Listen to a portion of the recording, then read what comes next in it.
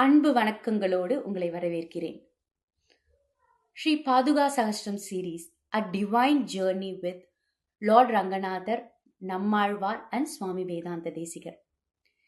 இந்த சீரீஸ்குள்ள போறதுக்கு முன்னாடி பாதுகா சகஸ்ரம்னா என்ன, அது எந்த சந்தர்ப்பத்துல கம்போஸ் பண்ணப்பட்டது அப்படின்றத ஒரு சின்ன சுருக்கமா நம்ம பார்த்துட்டு மென்மேலும் நம்ம ஸ்லோகங்களுக்குள்ள ஒவ்வொரு நாள் போலாம். இப்போ நம்ம கார்த்தால எழுந்தா பல் தேய்க்கிறது, குளிக்கிறது, அப்படின்ற ட்ரெஸ் பண்ணிக்கிறது, அந்த மாதிரி சில விஷயங்கள் ரொட்டீன் வச்சுட்டு இருக்க மாதிரி ஈவினிங் ஆனால் நம்ம என்ன பண்ணுவோம், ஒரு ஃபேஸ் வாஷ் பண்ணிட்டு பெருமாள் சன்னதிக்கு போய் விளக்கேற்றி நம்ம சேவிச்சுட்டு, இல்லை விஷ்ணு சாசனம் படிக்கிறதுனா படிக்கலாம். அந்த மாதிரி பெருமாள் ஸ்லோகங்கள்லாம் படிச்சுட்டு பக்கத்தில் கோவில் இருக்கும், அந்த அப்பெல்லாம் அந்த கோவிலுக்கு போய் நம்ம பெருமாளை சேவிப்போம். அந்த மாதிரி சுவாமி வேதாந்த தேசிகரும் தன்னுடைய ரொட்டீன், ஈவினிங் ரொட்டீனை முடிச்சுட்டு பெருமாள் சேவிக்க போறார். எந்த பெருமாளை அப்படின்னா ரங்கநாதர், ஸ்ரீரங்கத்துல இருக்கக்கூடிய ரங்கநாதரை சேவிக்க போறார்.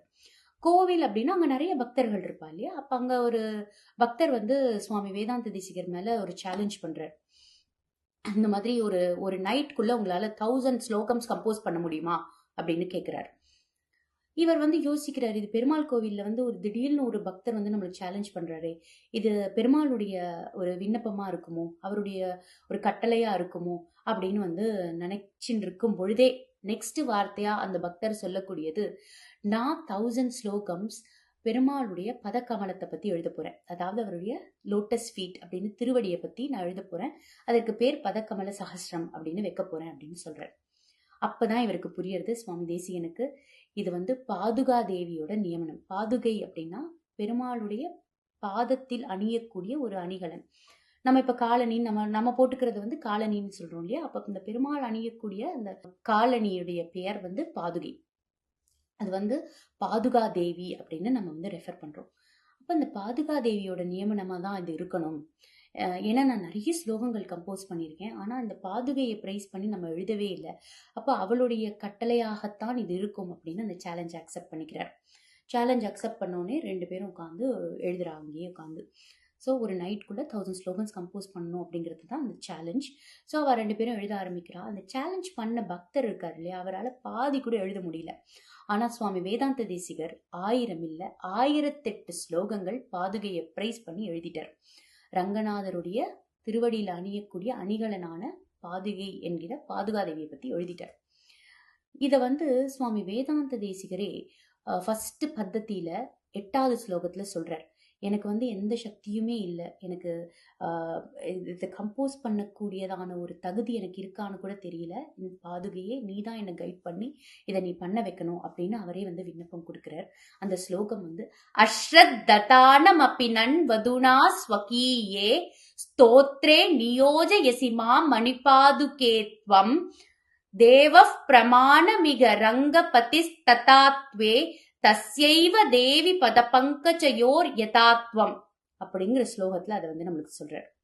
இப்போ எந்த ஒரு composition, either it can be a small story, இல்ல கதை, இல்லைன்னா பாடல்கள், கவிதைகள், ஸ்லோகங்கள், எதுவா இருந்தாலும் அதை கம்போஸ் பண்ணும்போது அந்த கம்போசருக்குன்னு ஒரு வியூ இருக்கும். அவர் ஏதோ ஒரு சில விஷயங்களை நினைச்சுதான் அதை எழுதியிருப்பார். அதுல எந்த மாறுபாடும் இல்லை. ஆனா அதை நம்ம படிக்கும் பொழுதோ, அந்த பாடல்களை நம்ம கேட்கும் பொழுதோ சில விஷயங்களோட நம்ம அப்படியே கனெக்ட் ஆயிடுவோம். அதனாலதான் சில பாடல்கள் கேட்கும் போது, இது ஸ்லோகங்களை வாசிக்கும் போது நமக்கு நம்மளே அறியாம நம்ம கண்ணிலேருந்து தண்ணீர் வருது.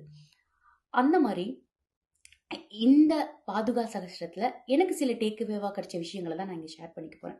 ஸோ இப்போ நம்ம இந்த குட்டி கதையை பார்த்தோம் இல்லையா, இந்த கதையில எனக்கு டேக்அவேவா இருந்த விஷயம் என்ன அப்படின்னா, ஒரு கதவு மூடினா இன்னொரு கதவை திறப்பார் பெருமாள். இப்ப நம்மளுக்கு ஒரு விஷயம் கிடைக்கல அப்படின்னா அதோட மேலும் சிறந்த ஒரு விஷயம் நம்மளுக்கு கிடைக்க போறது, அதனாலதான் இது நம்மளுக்கு கிடைக்கல அப்படின்னு நம்ம நிறைய பேர் சொல்லி கேட்டிருக்கோம் இல்லையா.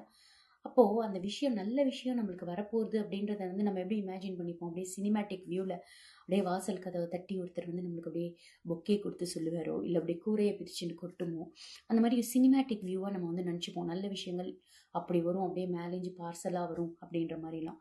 அப்படிலாம் கிடையவே கிடையாது. சிலது சேலஞ்சஸாகவும் இங்கே வந்திருக்கு. அதை கரெக்டாக கனெக்ட் பண்ணி சுவாமி வேதாந்த தேசிகர் கொடுத்த மிகப்பெரிய கிரந்தம், மிகப்பெரிய நூல் தான் சுவாமி பாதுகா சகஸ்ரம். 1008 ஸ்லோகங்களை கொண்டது. அந்த மாதிரி ஒரு சேலஞ்ச் வரும்போது நம்ம அக்செப்ட் பண்றதுக்கு தயங்கவே கூடாது. ஏன்னா அந்த சேலஞ்சு கொடுத்த பெருமாள் நம்மளை கைட் பண்ணவும் போறார் அப்படின்றத நம்ம மறக்கக்கூடாது. இந்த ஒரு கருத்தோடு மீண்டும் சந்திப்போம். ஸ்ரீமதே ராமானுஜாய நமக, ஸ்ரீமதே நிகமாந்த மகாதேசிகாய நமக.